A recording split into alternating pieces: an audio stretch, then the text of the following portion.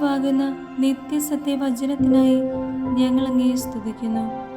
യേശുവേ, അങ്ങയുടെ പരിശുദ്ധാത്മാവിനെ നൽകി അങ്ങയുടെ മാഹാത്മ്യം കാണുവാൻ ഞങ്ങളുടെ ഉൾക്കണ്ണുകളെ തുറക്കണമേ. വചനമനുസരിച്ച് അങ്ങയുടെ സാക്ഷിയായി ജീവിച്ച് നിത്യജീവിതത്തിന് ഞങ്ങളെ അർഹരാക്കണമേ. ആമേൻ. യോഹന്നാൻ എഴുതിയ 1-ാം ലേഖനം 4-ാം അധ്യായം 1 മുതൽ തിരുവചനങ്ങൾ. സത്യാത്മാവിനെ വിവേചിച്ചറിയുക. പ്രിയപ്പെട്ടവരെ, എല്ലാ ആത്മാക്കളെയും നിങ്ങൾ വിശ്വസിക്കരുത്. ആത്മാക്കളെ പരിശോധിച്ച് അവ ദൈവത്തിൽ നിന്നാണോ എന്ന് വിവേചിക്കുവിൻ. പല വ്യാജ പ്രവാചകന്മാരും ലോകത്തിലെങ്ങും പ്രത്യക്ഷപ്പെട്ടിരിക്കുന്നു. ദൈവത്തിൻ്റെ ആത്മാവിനെ നിങ്ങൾക്ക് ഇങ്ങനെ തിരിച്ചറിയാം.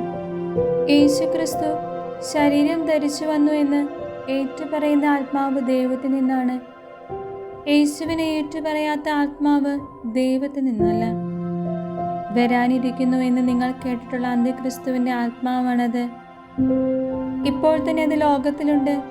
കുഞ്ഞുമക്കളെ, നിങ്ങൾ ദൈവത്തിൽ നിന്നുള്ളവരാണ്. നിങ്ങൾ വ്യാജ പ്രവാചകന്മാരെ കീഴ്പ്പെടുത്തിയിരിക്കുന്നു. എന്തെന്നാൽ നിങ്ങളുടെ ഉള്ളിലുള്ളവൻ ലോകത്തിലുള്ളവനേക്കാൾ വലിയവനാണ്. അവർ ലോകത്തിൻ്റെതാണ്, അതുകൊണ്ട് അവർ പറയുന്നത് ലൗകികവുമാണ്. ലോകം അവരുടെ വാക്ക് ശ്രദ്ധിക്കുകയും ചെയ്യുന്നു. നാം ദൈവത്തിൽ നിന്നുള്ളവരാണ്. ദൈവത്തെ അറിയുന്നവൻ നമ്മുടെ വാക്കു ശ്രവിക്കുന്നു. ദൈവത്തിൽ നിന്നല്ലാത്തവൻ നമ്മുടെ വാക്കു ശ്രവിക്കുന്നില്ല. ഇതുവഴി സത്യത്തിൻ്റെ ആത്മാവിനെയും അസത്യത്തിൻ്റെ ആത്മാവിനെയും നമുക്ക് തിരിച്ചറിയാം. ദൈവം സ്നേഹമാണ്. പ്രിയപ്പെട്ടവരെ, നമുക്ക് പരസ്പരം സ്നേഹിക്കാം.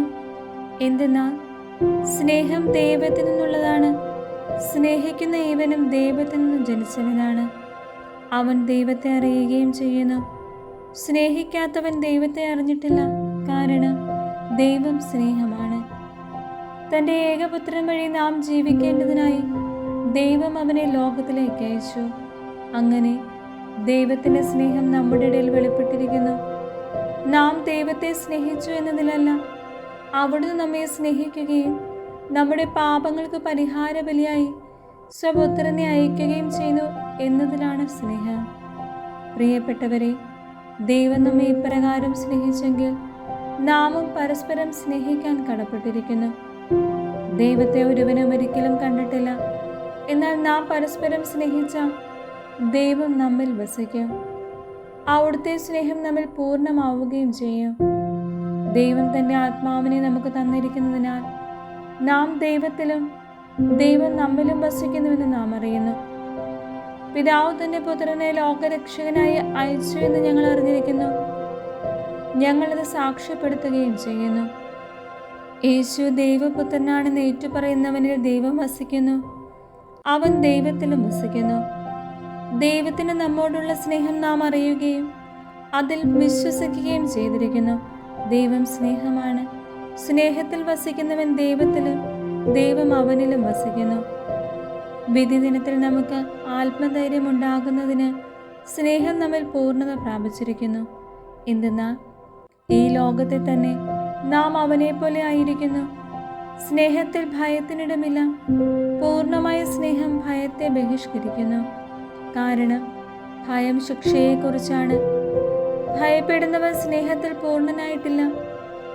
ആദ്യം അവിടുന്ന് നമ്മെ സ്നേഹിച്ചു, അതിനാൽ നാമും അവിടുത്തെ സ്നേഹിക്കുന്നു. ഞാൻ ദൈവത്തെ സ്നേഹിക്കുന്നുവെന്ന് ആരെങ്കിലും പറയുകയും സ്വന്തം സഹോദരനെ ദ്വേഷിക്കുകയും ചെയ്താൽ അവൻ കള്ളം പറയുന്നു.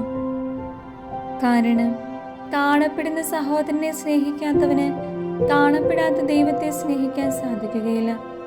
ക്രിസ്തുവിൽ നിന്ന് ഈ കൽപ്പന നമുക്ക് ലഭിച്ചിരിക്കുന്നു: ദൈവത്തെ സ്നേഹിക്കുന്നവൻ സഹോദരനെയും സ്നേഹിക്കണം.